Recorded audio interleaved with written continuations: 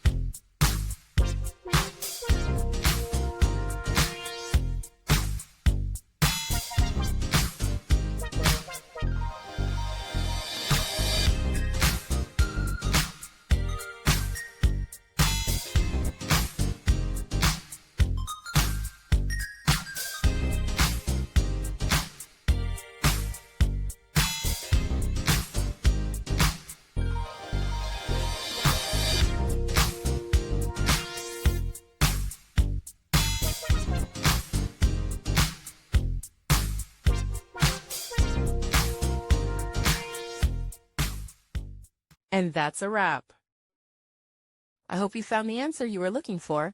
If you did, take a second to hit that subscribe button. It really helps out. And let me know in the comments which solution worked best for you. See you next time in the debug zone.